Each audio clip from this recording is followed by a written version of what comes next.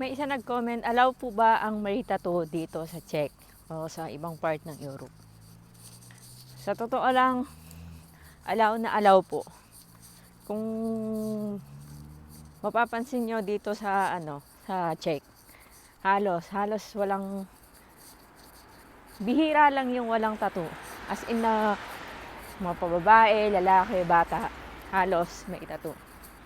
Parang masasabi mo na, pwede mong sabihin na bawal ang walang tattoo dito sa Czech. Yan. Kasi ako sa interview, European yung nag-interview, dalawang kamay ko may tattoo, malaki pa. Wala naman sinabi. Ang maganda lang dito talaga sa Czech is walang discrimination talaga. Galing, sobra. Wala akong masabi. Hindi katulad ng ibang bansa, galing ako ng Taiwan.